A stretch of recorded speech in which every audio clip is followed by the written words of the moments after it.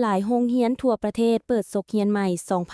2025-2026 คปล. ในวันที่ 1 กันยายน 2025 นี้โรงเรียนแห่งต่างๆ ในขอบเขตทั่วประเทศได้พร้อมกันเปิดศกเรียนใหม่ 2025-2026 ด้วยบรรยากาศอันฟดฟื้นเฉพาะอยู่นครหลวงเวียงจันทน์หลายโรงเรียนก็ได้จัดพิธีเปิดศกเรียนใหม่อย่างเป็นขบวนการ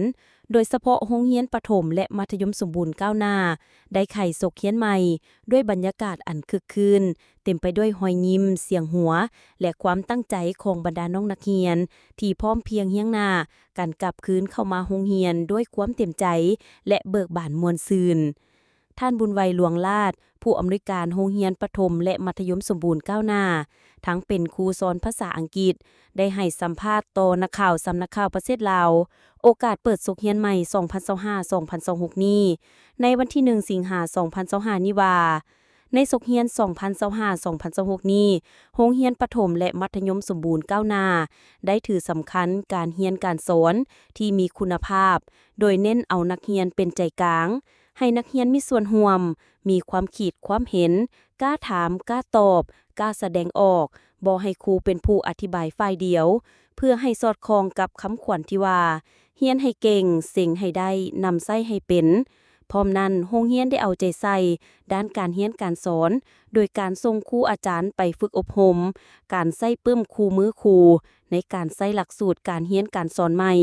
เพื่อเฮ็ดให้การสอนของครูมีคุณภาพพร้อมทั้งเน้นให้ครูอาจารย์ขึ้นห้อมไวลงซ่า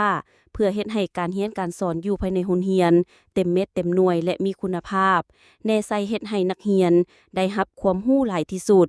สร้างนักเรียนให้เขาเจ้าฝึกฝนหล่อหลอมตนเองให้ได้รับการศึกษาให้ครบ5หลักมูลของการศึกษานอกจากนั้นสอนตามหลักสูตรของกระทรวงศึกษาธิการและกีฬาวางออกแล้วโรงเรียนยังเน้นสอนภาษาอังกฤษเป็นหลักและยังมีสโมงสอนภาษาจีนเติมอีกพร้อมนี้ยังได้เน้นให้นักเรียนเล่นกีฬาเป็นต้นกีฬาบานแตะบานบ่วงและอื่นๆเพื่อสร้างให้นักเรียนใช้เวลาว่างให้เป็นประโยชน์ห่างไกลจากสิ่งเสพติดและเพื่อสุขภาพที่แข็งแรงท่านบุญไวหลวงลาดยังให้ฮู้ตื่มว่าโรงเรียนประถมและมัธยมสมบูรณ์ก้าวหน้ามีครูอาจารย์ทั้งหมด30กว่าคน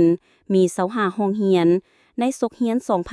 2025-2026 มีนักเรียนเกือบ900คนพร้อมนี้ท่านยังเน้นให้ครูอาจารย์ในขอบเขตทั่วประเทศโดยเฉพาะครูอาจารย์ภายในโรงเรียนประถมและมัธยมสมบูรณ์ก้าวหน้านำพาซี่นำและเอาใจใส่ในการศิษย์สอนถ่ายทอดบทเรียนศึกษาอบรมศิษย์สอนลูกหลานน้องนักเรียนให้กลายเป็นนักเรียนดีนักเรียนเก่งเป็นคนดีของสังคมประกอบส่วนเขาในการสร้างสาพัฒนาและสร้างชื่อเสียงให้แก่ประเทศชาติพร้อมทั้งให้เข้มงวดในการปฏิบัติกฎระเบียบของโรงเรียนวางออกต่อนักเรียนอย่างเคร่งครัด